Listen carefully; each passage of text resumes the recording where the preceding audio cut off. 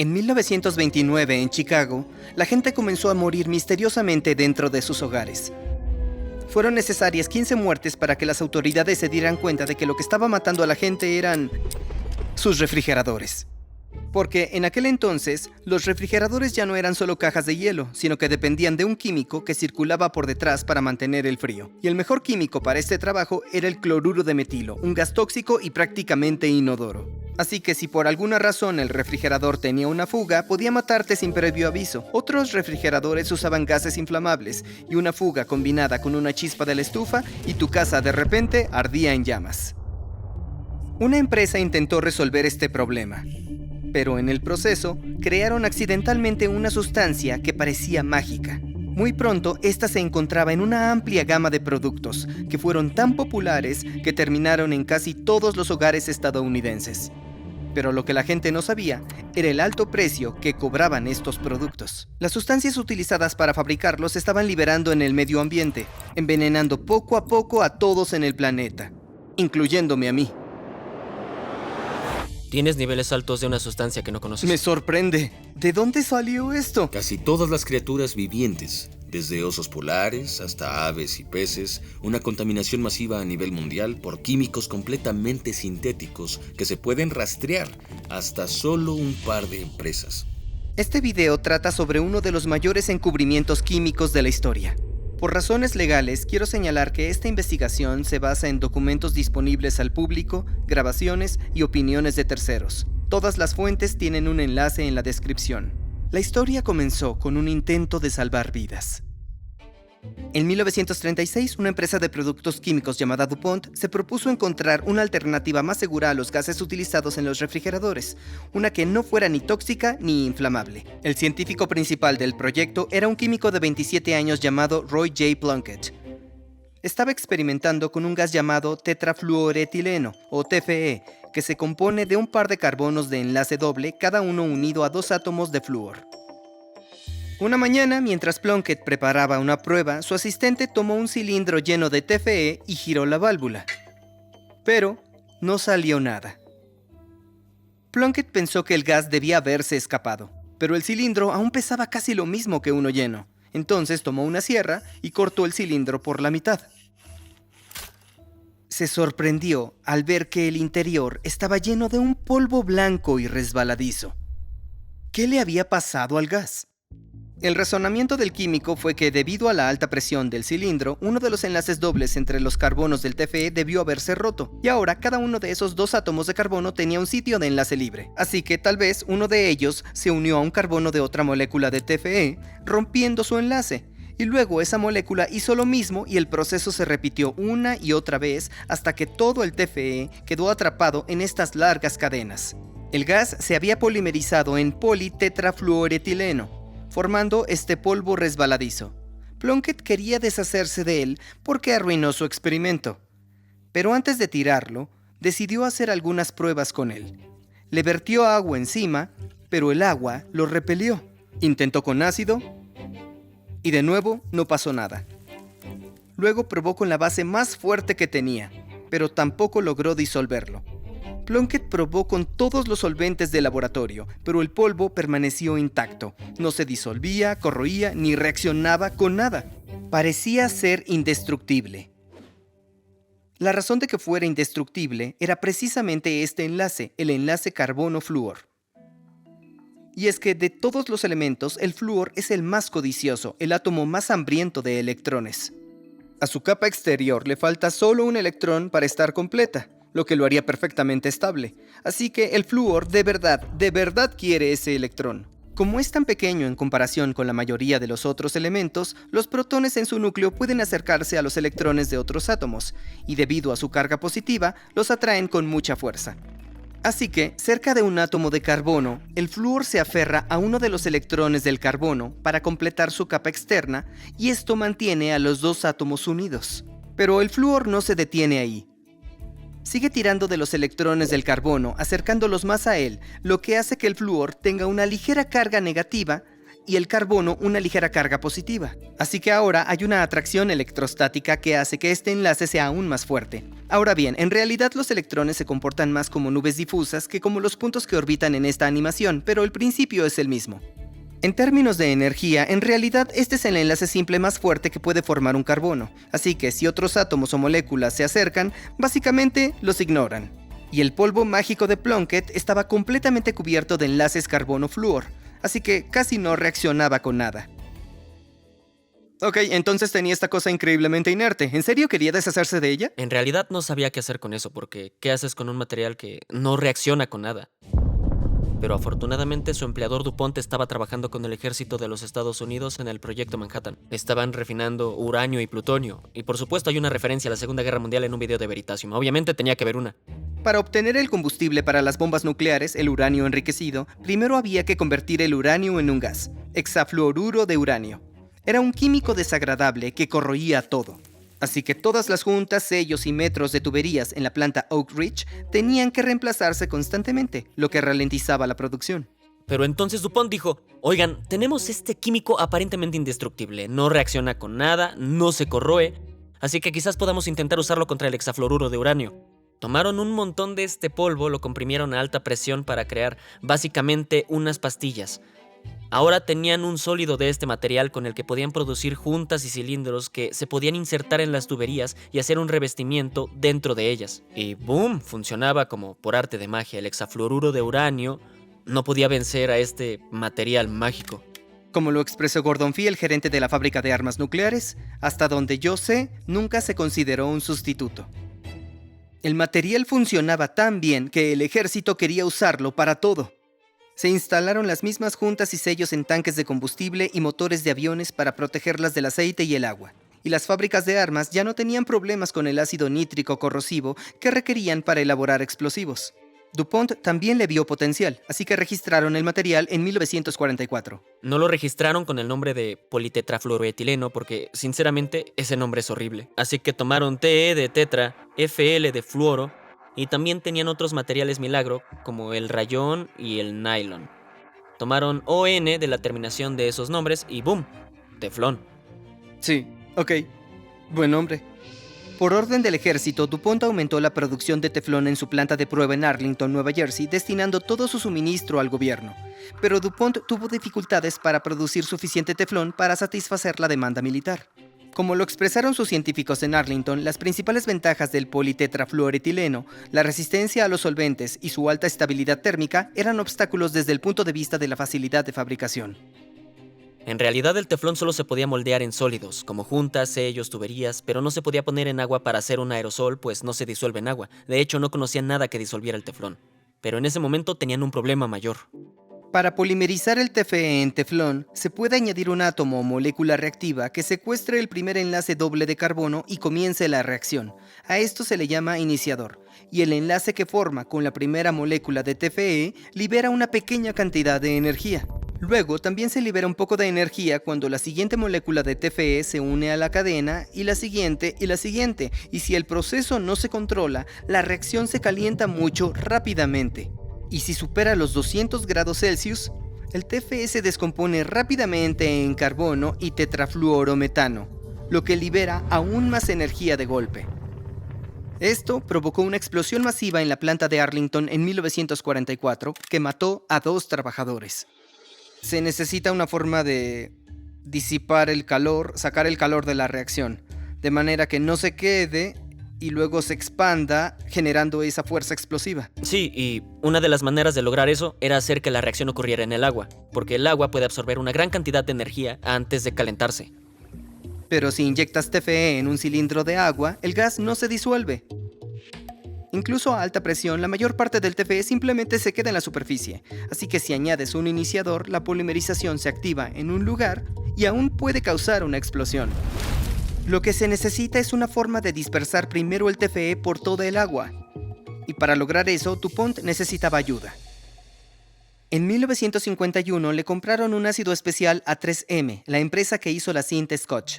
Este ácido llamado PFOA era casi exactamente igual al teflón. Tenía una cadena de 8 átomos de carbono cubiertos de flúor, pero en el otro extremo había un oxígeno con doble enlace y un grupo OH. que es lo que lo convierte en un ácido. Y dado que había 8 carbonos en la cadena, DuPont también se refería al ácido como C8.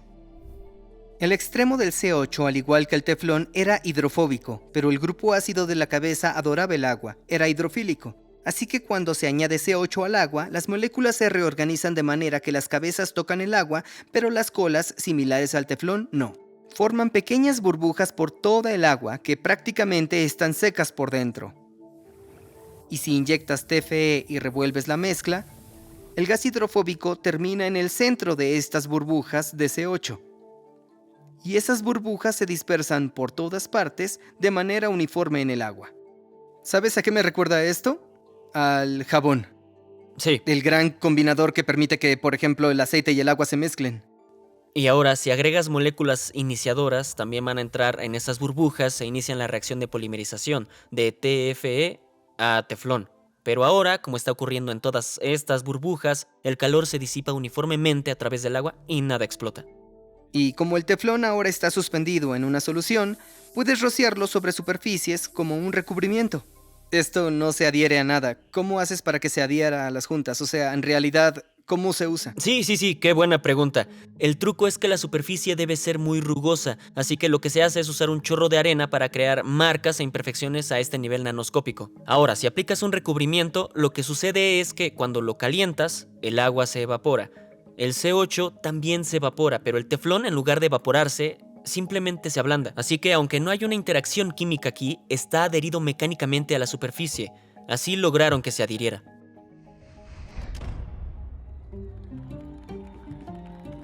Con el fin de la guerra, el ejército levantó la confidencialidad de las patentes de teflón y DuPont pudo venderlo comercialmente.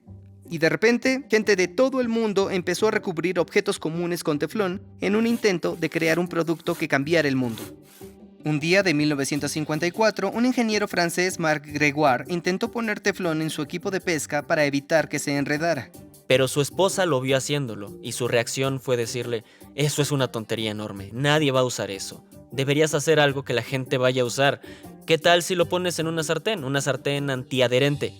Y en cuanto estas sartenes llegaron al mercado, se desató una revolución culinaria. ¿Teflón? Y DuPont sabía exactamente cómo comercializarlo. Ni siquiera la avena se pega al teflón. ¡Wow! ¡Buenísimo! Quiero intentarlo. Y no solo se trataba de sartenes antiadherentes, el teflón C8 y productos químicos similares se usaban en todo. Sleepaway contiene la magia del teflón de DuPont. De repente teníamos alfombras con teflón resistentes a las manchas y aerosoles contra manchas como Scotchgard de 3M. Las chaquetas forradas con teflón eran impermeables y transpirables. La marca se llama Gore-Tex. El teflón era tan inerte que los implantes médicos hechos de este material, el cuerpo no los rechazaba. Se utilizó para recubrir la estructura de acero de la Estatua de la Libertad y protegerla de la corrosión. E incluso las balas se recubrían con teflón para minimizar el daño al salir del cañón del arma. El término teflón estaba tan extendido que cuando el mafioso italiano John Gotti fue procesado a finales de los años 80, ninguno de los cargos en su contra se mantenía, por lo que fue apodado Teflón Don. Para finales de los años 90, el negocio del teflón le generaba a DuPont aproximadamente $1,000 millones en ventas anuales. El teflón tiene un gran futuro y sus usos serán numerosos. Los químicos estaban por todas partes, incluso donde no deberían estar. Hay algo mal con esta agua. Y no nos dicen qué es. El hombre detrás de la cámara es Earl Tennant, un granjero en Virginia Occidental. Y esto es lo que ellos esperan, que nuestras vacas beban en nuestra propiedad. Sospechaba que algo en este arroyo estaba envenenando a sus vacas. Con este ya van 153 animales que he perdido en esta granja. Aquí se puede ver la decoloración en el pelo de su cuello. Y siguen intentando decirme que no hay nada malo con esto. Llamé al veterinario estatal de Virginia Occidental y lo único que me preguntó fue: ¿tienes un buen abogado? Earl estaba desesperado, así que contrató a un abogado. Llegó a nuestras oficinas cargado con cajas de cintas de video VHS. Comenzamos a ver esos videos y sí, había un problema serio ahí. Algo tiene esta vaca. La baba le cae hasta el suelo. Los animales estaban consumiendo. Eran solo piel y huesos, tenían tumores y dientes negros. Y en el video se podía ver que salía espuma blanca de esa tubería en el vertedero de al lado y los animales parados sobre la espuma blanca. Lo que fuera que hubiera en el agua estaba corroyendo el pelo de sus pezuñas. Esta es la tubería inferior. ¿Ven lo que está saliendo de ahí? Era una tubería de desagüe y tenía la marca de E.I. DuPont de Nemours Company. Y el vertedero del que desaguaba esa tubería pertenecía al enorme complejo fabril de DuPont ubicado a las afueras de Parkersburg, Virginia Occidental, a solo 6 millas de distancia. Esa fábrica era Washington Works, la primera planta comercial de teflón. Le daba empleo a casi 2,000 personas en la ciudad. Y la presencia de DuPont se sentía en todas partes. He sido residente de Parkersburg desde hace 48 años. No trabajo para la empresa DuPont, pero he visto cómo su gente ha contribuido mucho al crecimiento cultural de esta comunidad. Hay instalaciones para tenis, campamento, natación, softball y más de 20 áreas equipadas para parrilladas y picnics familiares. DuPont cuidaba de la comunidad. Así que cuando la gente del pueblo se enteró de que Earl Tennant había contratado a un abogado para investigar, los rechazaron a él y a su familia. Su cuñada comentó: entrábamos a un restaurante y todos los que ahí estaban se levantaban y se iban. Pero Earl no se dejó intimidar y Rob tampoco. Pensé que esto iba a ser bastante sencillo. La Agencia de Protección Ambiental de Estados Unidos, la EPA, establece exactamente qué químicos son seguros para ser desechados en un vertedero y en qué cantidades. Conseguiríamos esos registros y permisos que nos dirían qué producto químico estaba causando el problema, pero ninguno de esos registros mostraba algo que estuviera causando un problema, ¿sabes? Nada que explicara esa espuma blanca. Lo que fuera que estuviera en el agua de Earl no aparecía en los permisos. Ya en los años 50, la gente sabía que el teflón, específicamente el PTFE, era bastante seguro. Es una molécula larga y extremadamente inerte, así que si la ingieres, tu cuerpo simplemente la expulsa. Sin embargo, si calientas el teflón a 350 grados Celsius, comienza a liberar vapores que enferman a las personas. Esto solía ocurrirles a los trabajadores en las plantas de teflón. Caía polvo de PTFE sobre sus cigarrillos mientras trabajaban, y luego, accidentalmente, se fumaban uno de estos cigarrillos. Afortunadamente, los síntomas eran leves: fatiga, opresión en el pecho, dolores de cabeza, y normalmente desaparecían en un plazo de 48 horas. Se le llamaba fiebre por humos de polímeros. Y aunque actualmente rara vez sucede, es por eso que nunca debes sobrecalentar tu sartén de teflón a estas temperaturas, especialmente si tienes aves como mascotas en casa, porque los vapores son mucho más tóxicos para ellas. Pero no pudo haber sido el teflón lo que envenenaba a las vacas de Earl. No había vapores ni altas temperaturas, así que debe haber habido algo más en el agua. Rob presentó un requerimiento legal para obtener todos los registros operativos de Washington Works y DuPont los envió. Más de 60,000 documentos. Mucha gente nos intentaba decir: ok, ¿quieres muchos documentos? Te daremos muchos documentos, esperando que no hubiera manera de que alguien pudiera realmente revisar todos estos archivos y todo este material. Pero yo soy el tipo de persona que investiga y quiere revisar esos documentos, así que de hecho leí todo eso. Y en esos archivos, cierto producto químico aparecía en todas partes: C8. Nunca había visto el tipo de cosas que estaba viendo en esos documentos de DuPont. En 1961, el mismo año en que las sartenes de teflón llegaron al mercado estadounidense, los científicos de DuPont probaron el C8 en ratas. Ingerir tan solo 1.5 miligramos de C8 por kilogramo de peso corporal provocó un crecimiento anormal de sus hígados. Y una dosis de 570 miligramos por kilogramo resultó letal. Como referencia, el cianuro de sodio, uno de los venenos más peligrosos, es letal para las ratas en dosis de 5 a 15 miligramos por kilogramo. Pero aunque el C8 era menos mortal, era preocupante por otras dos razones. Primero, al igual que el teflón, su cola está compuesta de enlaces de carbono y flúor, lo que lo hace increíblemente estable, así que el C8 no se descompondría en el medio ambiente durante décadas. Y segundo, el C8 se parece a los ácidos grasos que los humanos y animales necesitan para su funcionamiento normal, solo que con flúor en lugar de hidrógeno. Por lo tanto, la preocupación era que el C8 entrara en el torrente sanguíneo, aprovechara las proteínas que transportan los ácidos grasos y llegara a casi cualquier parte del cuerpo. Y debido a los enlaces de carbono y flúor, humanos y animales no tienen forma de descomponer el C8, por lo que podría acumularse lentamente imitando a esos ácidos grasos y potencialmente alterando los sistemas que regulan, como el hígado. Tóxico, persistente, bioacumulativo, así que la preocupación era que era como una bomba de tiempo, tenía más oportunidades de causar daño. Como medida de seguridad, ese mismo estudio con ratas sugirió que todos estos materiales debían manejarse con extremo cuidado y que el contacto con la piel debía evitarse estrictamente. En 1962, DuPont repitió el estudio y confirmó que altas dosis de CO8 matan a las ratas debido a lesiones en el estómago, intestino, cerebro, pulmones y páncreas. Luego, en 1965, encontraron esos mismos efectos tóxicos en perros. La evidencia seguía acumulándose. Incluso estudiaron monos. Algunos de los monos caían muertos. Estos químicos estaban causando efectos tóxicos en múltiples sistemas de órganos en varias especies. Ninguno de estos estudios estaba compartiendo con la comunidad científica. Y probablemente nadie fuera de DuPont se habría dado cuenta de que algo andaba mal si no fuera por... La caries dental, la más extendida de las enfermedades.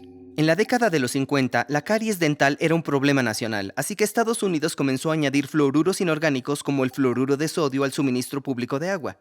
Esto ayudó a combatir las caries. 16 años después de la fluoración, todos los niños tendrán un 65% menos de caries dentales. En 1975, los investigadores querían saber si ese fluoruro inorgánico entraba en la sangre de las personas, así que tomaron muestras de sangre en diferentes lugares de los Estados Unidos y los resultados fueron los esperados. Más fluoruro en el agua del grifo significaba más fluoruro en la sangre. Pero también encontraron en la sangre otro tipo de flúor, que era flúor orgánico, enlaces de carbono flúor, y no seguía la misma tendencia.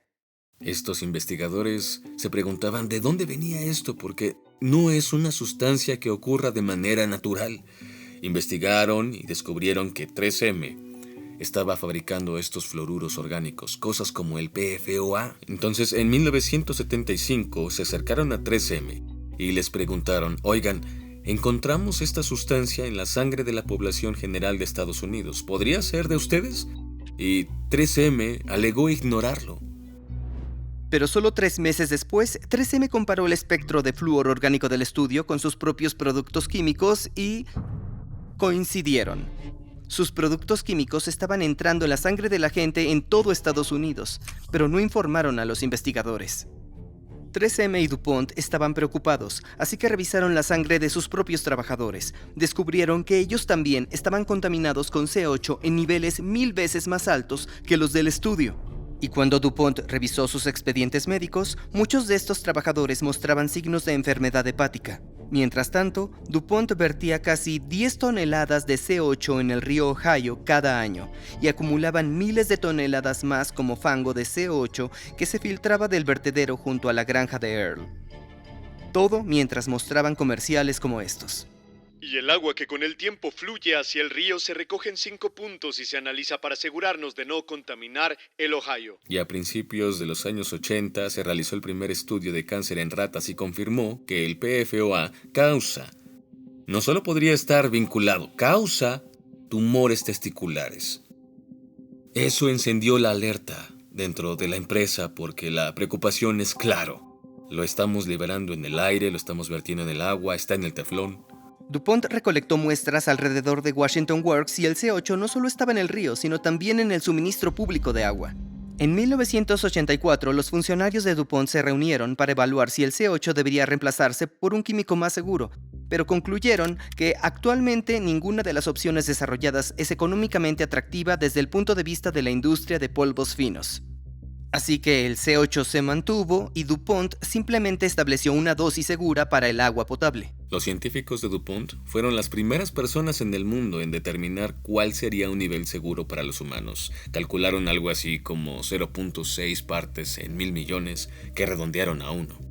Lo importante de esto es que en ese momento ese era el nivel más bajo que se podía detectar en el agua. Básicamente, si se podía detectar, era muy alto. Para ponerlo en perspectiva, aquí tenemos un tanque con capacidad de 2.500 litros de agua. Ahora, imagina que tomas una gota de PFOA de 0.05 mililitros y la ponemos no en uno de estos tanques, ni en 2 o en 3, sino en 20 de estos tanques. Eso es una parte en 1.000 millones y esa es la cantidad que DuPont consideró inseguro para el consumo humano. Y después de determinar su propio estándar de seguridad, DuPont analizó el agua residual del vertedero que se filtraba en el arroyo de Earl. Los resultados mostraron 1.600 partes en 1.000 millones. No se lo dijeron a nadie. Y en ese momento pensé que había descubierto finalmente qué les había pasado a las vacas. Rob reunió todas las pruebas en una carta de 900 páginas y la envió a la EPA, al Departamento de Justicia e incluso al fiscal general de los Estados Unidos. Y solo unos meses después, DuPont llegó a un acuerdo con Earl Tennant y su familia por una suma no revelada, aunque no admitieron haber cometido ninguna falta. Pero esto no solo estaba en el agua que bebían las vacas. Estaba en los pozos públicos de la comunidad circundante, la gente alrededor del señor Tennant. Miles de personas en esa comunidad probablemente habían estado bebiendo esto durante décadas sin saberlo. Rob demandó a DuPont nuevamente, ahora en nombre de las 70,000 personas alrededor de Parkersburg que fueron expuestas sin saberlo al C8. Y no solo fue Parkersburg o Virginia Occidental. En el año 2000, los investigadores analizaron muestras de sangre de miles de estadounidenses en todo el país. Y el 100% de esas muestras dieron positivo para C8, con un promedio de 5 partes en 1,000 millones. Pero si prácticamente todos en los Estados Unidos están contaminados, ¿qué tan dañino es realmente el C8? Eso es precisamente lo que Rob tenía que averiguar para tener una oportunidad contra DuPont. Así que en 2005 encabezó un estudio médico de todos los que vivían alrededor de Washington Works. Los científicos necesitan saber si el químico C8 causa problemas en la salud. Tú puedes ayudar completando una encuesta de salud y realizando un análisis de sangre. Analizar las muestras de sangre y los expedientes médicos tomó 7 largos años.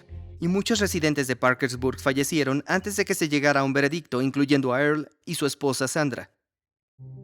Pero finalmente, en 2013, un panel científico independiente tuvo los resultados. Confirmaron un vínculo probable entre el C8 y 6 enfermedades humanas, incluyendo la enfermedad tiroidea, el cáncer testicular y el cáncer de riñón. Y estos hallazgos se basaron en la comunidad cercana con un nivel promedio de C8 en la sangre de 28 partes en 1,000 millones. Por ejemplo, un hombre estadounidense promedio tiene una probabilidad en 43 de desarrollar cáncer de riñón. Para las mujeres es alrededor de 1 en 73, pero una persona con más de 30 partes en 1,000 millones de C8 en su suero sanguíneo podría tener cerca del doble de probabilidades, así que más o menos 1 en 22 para los hombres y 1 en 37 para las mujeres. Pero la información en muchos de estos estudios solo incluían a los sobrevivientes, no a las personas que podían haber muerto por exposición a C8, así que el veredicto fue que los hallazgos debían interpretarse con cautela. El verdadero riesgo del C8 podría ser incluso mayor. Afortunadamente, una vez que estos estudios se publicaron en 2013, DuPont fue presionado por los reguladores para eliminar gradualmente el C8. Y para 2017 tuvieron que pagar más de $600 millones a las víctimas de la exposición al C8. Lo cual es un precio bastante pequeño para una empresa que generó casi 80,000 millones en ventas solo ese año. Y durante todo ese tiempo, DuPont negó cualquier acto indebido. Pero eso no fue todo para Parkersburg ni para nadie más, porque DuPont separó todo su negocio de teflón en una empresa subsidiaria, Chemours, que acordó usar un químico distinto. ¿Y cuál era? Simplemente tomaron el C8, le quitaron 2 carbonos y comenzaron a fabricar C6. Lo llamaron Gen X. Como era más corto y tenía un átomo de oxígeno interrumpiendo la cadena de carbono, se esperaba que fuera más degradable. Así que Chemours afirmó que una dosis máxima de 70 partes en 1,000 millones de Gen X en el agua potable aún sería segura. Ese químico se envía a la misma planta en Virginia Occidental. Así que ahora el Gen X se libera en el aire, el Gen X se vierte en el río Ohio, el Gen X se encuentra en los suministros públicos de agua. Se permite que el Gen X salga al mundo, se use en el teflón y luego se realizó el estudio sobre cáncer que demuestra que el Gen X causa exactamente los mismos 3 tipos de tumores en ratas que el PFOA: hígado, testicular y pancreático. Y el hecho de que su cadena sea más corta también hace que el Gen X sea más móvil, así que podría contaminar áreas más grandes.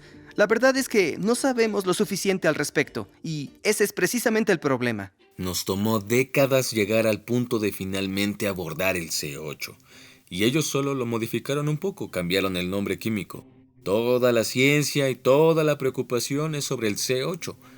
Esto es C6 o C9 o C4. No tiene suficiente evidencia de que estos otros sean malos para las personas. Es como jugar guacamole. Llegamos al punto de enfrentar uno y aparece uno nuevo y nos dicen que tenemos que empezar de nuevo. Y no se trata solo de C8 o Gen X. Pertenecen a una familia de más de 14,000 diferentes químicos sintéticos, todos cubiertos con enlaces de carbono o flúor. y las empresas pueden fabricarlos como deseen: C7, C9, ramificados, polímeros, ácidos. El término genérico para todas estas sustancias es PFAS, sustancias per- y polifluoroalquiladas. Y al igual que el teflón, tienen cualidades casi mágicas.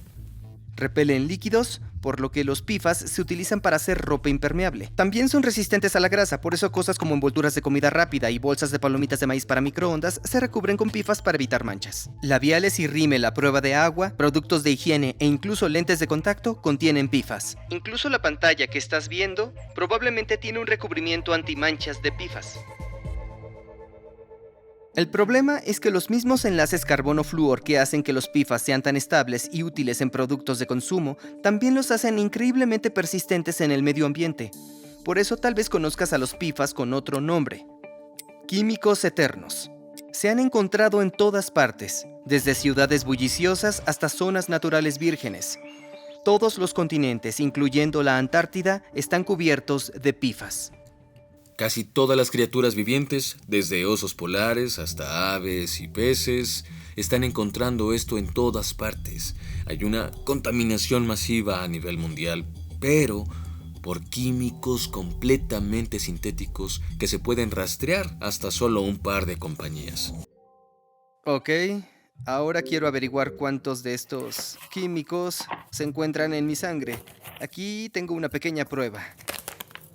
¡Ah! Me choca la idea de sacarme mi propia sangre. Ok, eso fue bastante fácil. Me preocupaba mucho que no saliera suficiente sangre, pero hay bastante.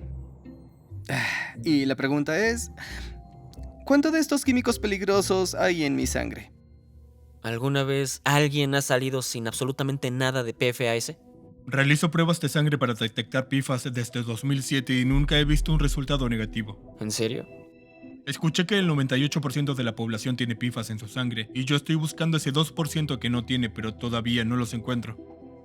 Es increíble, o sea, increíblemente malo, pero wow. Pero si todo el mundo tiene cantidades mínimas de estos químicos en su sangre, en realidad, ¿cuánto daño pueden provocar? Quiero hacer una distinción porque resulta que no todos los PFAS son igual de peligrosos. Se pueden dividir en dos grupos. Primero tenemos las cadenas largas y repetitivas de enlaces carbono-flúor que tienen miles o cientos de miles de átomos de largo, como el teflón. Estas son tan grandes e inertes que incluso si las ingieres, tu cuerpo las va a eliminar. No pueden ser absorbidas en tu torrente sanguíneo, son muy seguras.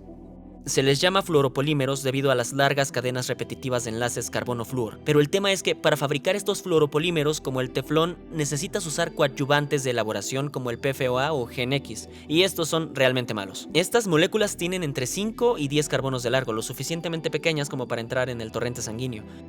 Tienen grupos funcionales en los extremos que suelen ser ácidos. Los más comunes son los ácidos perfluoroalquilados, lo que significa que pueden unirse a las proteínas en tu sangre y ser transportados a cualquier parte del cuerpo. Entonces se acumulan lentamente y aumentan con el tiempo.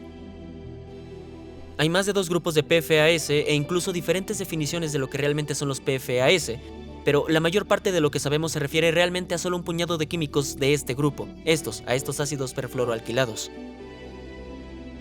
Quizás el documento más completo sobre la toxicidad de los PFAS fue publicado en 2022 por las Academias Nacionales de Ciencias, Ingeniería y Medicina, y se centró únicamente en 7 ácidos perfluoroalquilados. Estos son químicos hermanos del PFOA y algunos de ellos, como el PFOS y el PFHXS, se utilizaron mucho en la producción de productos resistentes a las manchas y al agua, como el Scotchgard de 3M, antes de que también fueran eliminados debido a preocupaciones sobre su toxicidad. El informe concluyó que si la suma de estos 7 ácidos en tu sangre está por debajo de 2 partes en 1000 millones, no debería haber ningún daño. Si tu nivel está entre 2 y 20 partes en 1000 millones, existe una posibilidad de efectos perjudiciales para la salud. Aunque el mecanismo exacto por el cual los PFAS hacen daño no se comprende completamente, la exposición a ellos se ha asociado de manera consistente con el colesterol alto, una respuesta inmune disminuida a las vacunas e infecciones, cáncer de riñón y retraso en el crecimiento de bebés. Pero los PFAS también se relacionan con decenas de otras condiciones, y arriba de 20 partes en 1000 millones el riesgo es aún mayor. ¿Y yo dónde me encuentro en esta gráfica? Bien, tengo los resultados aquí. ¿No me dirás los tuyos antes de que vea los míos? No, Está bien. Saliste positivo para PFOA. Ok. El nivel de PFOA para un estadounidense bajó de 5 partes en 1.000 millones alrededor de los años 2000 a aproximadamente 1.46, que es lo que tienes, así que estás en el promedio de una persona estadounidense. Genial. La buena noticia es que no tenemos Gen X, ni tú ni yo, y eso es genial. Eso es todo. Pero la verdadera sorpresa es el PFOS, la sustancia hermana, y se usaba de manera similar, alfombras resistentes a manchas, ropa tratada, y tu resultado es de 8.93 partes en 1.000 millones, mientras que el promedio en Estados Unidos es de 4.3. Sí. ¡Qué locura!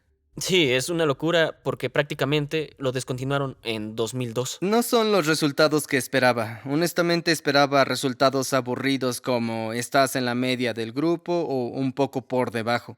Y luego de PFHXS, que es básicamente PFOS, pero con 6 carbonos en lugar de 8, tus niveles son casi 7 partes en 1.000 millones, pero el promedio en Estados Unidos es de 1 parte en 1.000 millones. Estás por encima del 95% de los estadounidenses. Es que me sorprende porque entré a esta reunión esperando estar más o menos en el promedio. Sí, da miedo porque uno vive una vida normal pensando que te estás cuidando y luego resulta que tienes niveles altos de una sustancia que no conoces. La suma total de todos los PFAS detectados en mi sangre fue de 17.92 partes en 1.000 millones, más del doble de la mediana en Estados Unidos. Estoy justo por debajo del nivel en el que las academias nacionales recomiendan estudios adicionales para enfermedades relacionadas con PFAS. No tengo idea de cómo revertir estos niveles tan altos. Me encantaría bajar un poco el nivel a donde sienta que estoy más en línea con la población general. Sí. Pero, ¿de dónde salió esto? Hay principalmente 3 formas en las que nos exponemos a los químicos eternos, y la que más escucharás en los medios es probablemente por productos que contienen PFAS. Champú, hilo dental, pinturas, barnices. Sustancias peligrosas. Químicos peligrosos, productos tóxicos. La gente está tirando sus utensilios de cocina antiadherentes.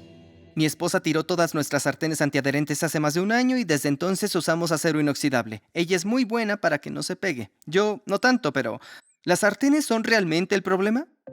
El recubrimiento de la sartén es teflón, que de nuevo es solo una larga cadena inerte de enlaces carbono-flúor. Incluso si lo ingieres, no reacciona con tu cuerpo. Si tienes una sartén así en casa, probablemente no necesites tirarla. Lo mismo ocurre con la mayoría de los otros productos que contienen PFAS. Ropa impermeable, muebles resistentes a las manchas y correas de reloj a prueba de sudor pueden liberar algún nivel de PFAS, pero el riesgo de exposición directa a través de la piel probablemente es bajo. El mayor problema es la facilidad con la que los PFAS de estos productos terminan en el medio ambiente. Y muchas de las fábricas que producen estos productos no tienen un buen historial de contención de sustancias químicas. La gente no entiende que las historias que ves, por ejemplo, lo que sucedía en la comunidad de Virginia Occidental, son del mismo producto químico y las mismas cosas que estamos viendo ahora en Australia, en Japón, en Italia, en Alemania, en el Reino Unido. Es decir, hay mucha gente que aún no entiende el hecho de que son los mismos químicos. Nuestra segunda fuente principal de exposición es la comida. Mucha viene empaquetada en materiales tratados con PFAS, como cajas de comida para llevar, empaques de palomitas para microondas y envoltorios de hamburguesas. En un envoltorio de hamburguesa, ¿es una cantidad diminuta? ¿Es una cantidad ridículamente diminuta? De hecho, realizamos pruebas en el laboratorio con cosas que usualmente contienen PFAS, como empaques de palomitas para microondas, envoltorios de comida rápida, vasos de papel impermeables. Aquí tengo agua del grifo de mi casa en Londres. Podríamos hervir un poco de agua porque normalmente interactúas con estos productos cuando están calientes. Y vemos si alguno de los PFAS se filtra y potencialmente los comemos o bebemos. Esto es ciencia ciudadana, ¿sí? Así que podría haber algún error, pero con un buen control y usando la misma agua del grifo para todos, podemos obtener algo. Sí, y si no obtenemos nada, sabremos que tal vez la gente está segura al usar estos productos. Bien. Agítalo bien. Sí, mezcla bien esos PFAS en el agua. Se supone que es seguro para el consumo humano. Sí. Es lo más loco. Lo revolvimos con agua caliente hirviendo durante unos 30 segundos. Y luego probamos el agua para ver si alguno de los PFAS que recubren estos artículos realmente se pasaba al agua. Y esto es lo que obtuve. Y ahora son partes por billón. Para PFOA... buenas noticias, básicamente no se detectó en ningún lado, excepto en las palomitas para microondas. Tengo que decir que son niveles muy bajos, pero agárrense porque las palomitas para microondas se ponen peor. Lo que pasa con las palomitas para microondas es que el maíz se queda ahí envuelto durante meses o años antes de meterlas en tu microondas. Eso les da a estos químicos mucho tiempo para filtrarse en los aceites y se van a esparcir y te los vas a comer. Esto podría explicar algunos de nuestros propios resultados. El nivel del PFPA, que es una variación más corta del PFOA, resultó ser de 10 partes por billón después de la prueba de la bolsa de palomitas. Y puedes ver resultados similares en algunos de los otros tipos de PFAS. Pero luego, en las palomitas, los niveles de PFOS de hecho disminuyeron. ¿Por qué pasa esto? La verdad no sabemos. Iba a decir que tal vez los PFAS se fueron al envoltorio, encontraron a sus amigos y se quedaron ahí. Sí, podría ser. Sé que solo hicimos una prueba sin medidas repetidas, así que no podemos concluir mucho de esto. Pero hay algo que decir. Cuando usas estos productos, van a filtrarse en tu agua y en tu comida. Y la investigación tiende a coincidir. En un estudio de 2019 se encontró que consumir especialmente comida rápida y palomitas para microondas puede aumentar tu carga de PFAS, pero comer comida casera no. Pero incluso algo tan simple como recalentar tu comida en un plato en lugar de en el empaque original podría prevenir que los PFAS migren a tu comida. Ahora, podrías esperar que estos niveles de partes por billón que detectamos en el agua del Grifo de Londres no sean nada comparados con las partes por 1000 millones que encontrarías en la sangre humana. Pero lo sorprendente es que para tener 2 partes en 1000 millones de PFOA en tu sangre, no necesitas beber agua con 2 partes en 1000 millones de PFOA en ella, porque los PFAS se acumulan en tu cuerpo con el tiempo.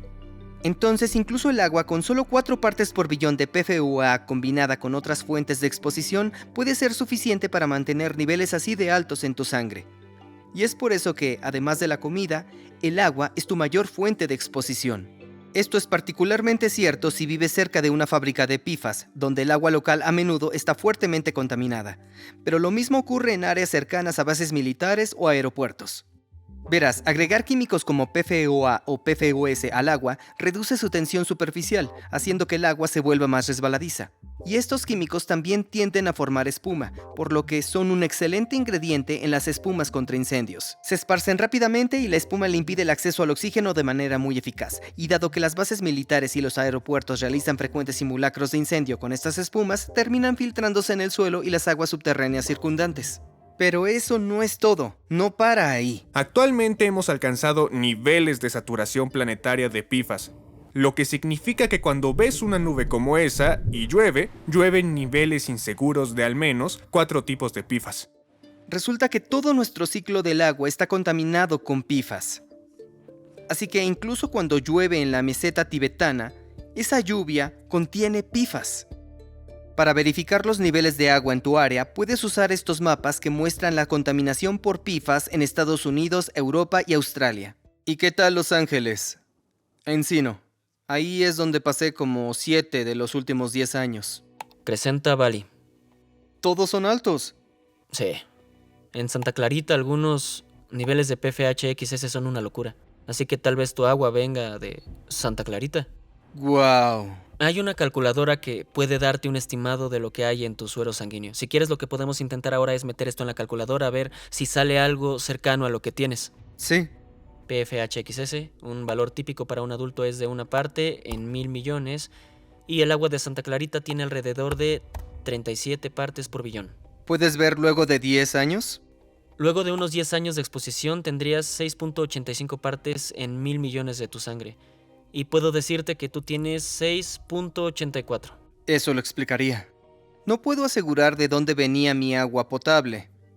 Pero si bebía constantemente agua contaminada a niveles similares, entonces eso explicaría mis resultados. Pero si te preocupa el agua que tomas, deberías contactar directamente a tu proveedor para obtener la información pertinente. Es preocupante lo poco regulada que ha estado el agua potable. De hecho, apenas hace un año, en abril de 2024, la EPA de Estados Unidos finalmente estableció límites legales para PFAS en el agua potable. El nivel seguro para el PFOA disminuyó de la cifra inicial de DuPont de 1 parte en 1000 millones a 4 partes por billón. Así que ya no estamos hablando de una gota de PFOA en 20 de estos tanques. Estamos hablando de una gota en 5000. Eso equivale a 5 piscinas olímpicas. Y si hay solo una gota de PFOA ahí, a la EPA le preocupa.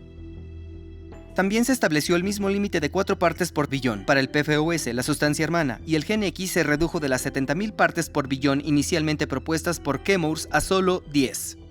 Lo mismo aplica para el PFHXS.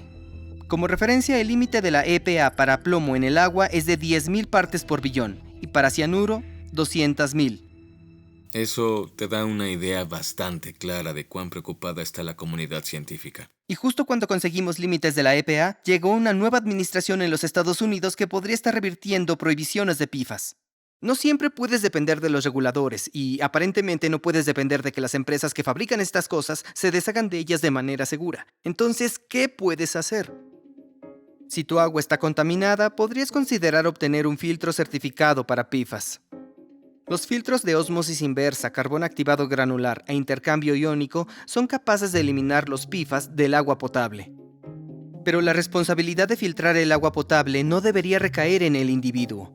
Los PFAS deberían capturarse desde su origen durante la fabricación, antes de que lleguen al medio ambiente. Y algunas empresas como Purifinity están desarrollando filtros a medida para lograrlo. Un laboratorio que parece laboratorio. Exacto, sí. ¿Me puedes explicar qué hacen todos estos tubos y qué tienes aquí? Esta agua representa un lugar donde ha habido un gran incidente con espuma contra incendios. Ok. Quieres filtrar esta agua, pero básicamente la idea es que pase desde arriba por el recipiente. A medida que pasa por este material, se va a adherir algunos de los químicos PFAS del agua y luego pasas a otra parte del tratamiento. Ya.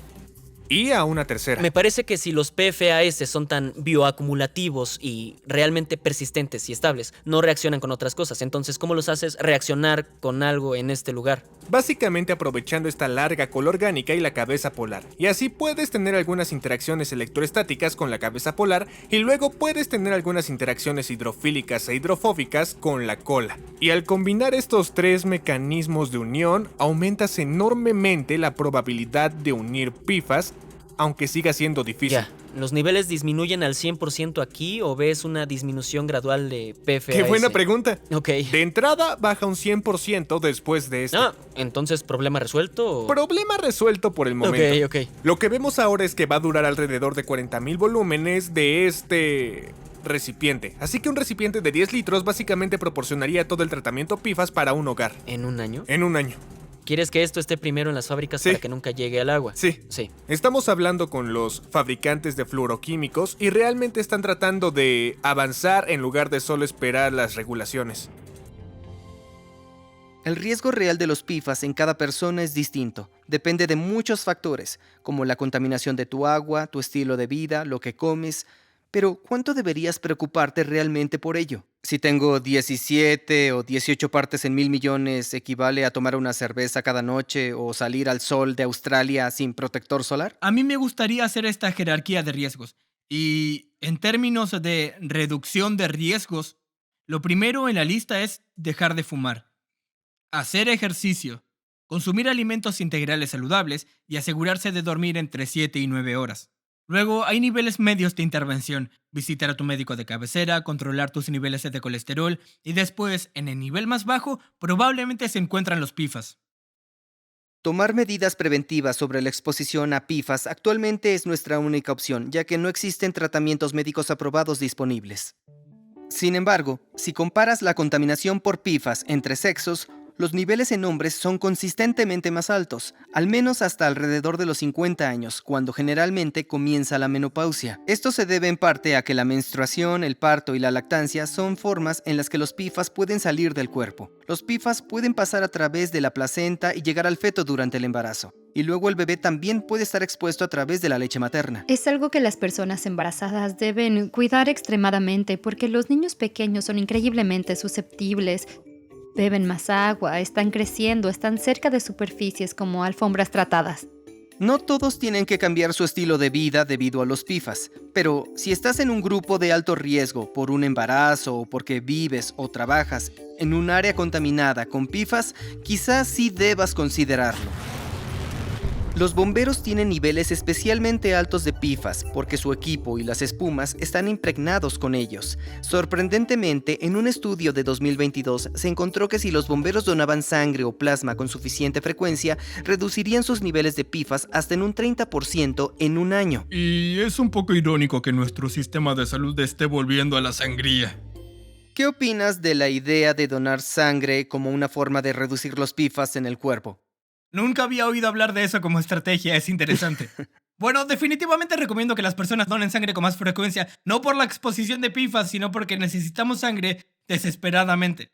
Es importante destacar que, especialmente en la actual administración, debemos ser muy cuidadosos a la hora de desviar presupuestos de la organización, porque sin esa investigación, la orientación que yo pueda dar va a tener muchas más fallas. La razón por la que puedo hablar sobre lo que sabemos y lo que no sabemos viene de esa investigación. Así que si vamos a recortar los presupuestos de organizaciones importantes y dejar ir a científicos, vamos a obtener información cada vez peor.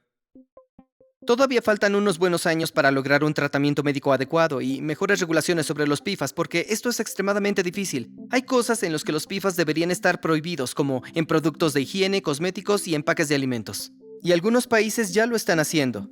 Pero tampoco podemos prohibir los PFAS por completo, al menos todavía no, porque aún dependemos de estos químicos para cosas como los implantes médicos. Y actualmente es imposible fabricar semiconductores para equipos electrónicos sin ellos. Todos los tubos para la fabricación de vacunas son a base de PFAS. También nos llevan al espacio, los trajes espaciales. Pero incluso en estas aplicaciones específicas debemos ser responsables de cómo lo usamos. Personas de diversas disciplinas se están uniendo para crear mecanismos de destrucción, desarrollar nuevos materiales de captura y crear reemplazos innovadores. Me emociona y me inspira el trabajo que se está realizando a mi alrededor. Creo que si las personas quieren aprender más, les aconsejaría que se informen sobre los riesgos, pero también que conozcan la nueva tecnología que se está desarrollando y que con suerte nos pondrá en la dirección correcta. Para mí, una de las cosas más importantes que podemos hacer es tener discusiones como la que estamos teniendo aquí. Si la historia y la información está disponible, la gente puede tomar decisiones informadas sobre si quieren seguir comprando cosas que contienen estos materiales. Y lo que estamos viendo es que los consumidores, a medida que se informan, están diciendo no queremos estos químicos. Y las empresas están tomando la iniciativa de retirar estos químicos de los productos porque los consumidores ahora lo están exigiendo. Ya hemos pasado por esto con la gasolina con plomo, el freón y el asbesto. Y cada vez investigamos y tomamos la decisión correcta de eliminar gradualmente estos químicos. Con los PFAS apenas estamos comenzando a entender el problema, pero tengo la esperanza de que tomaremos la misma decisión de nuevo. Si quieres informarte más sobre los PFAS, hemos adjuntado todas las fuentes que utilizamos para hacer este video en la descripción.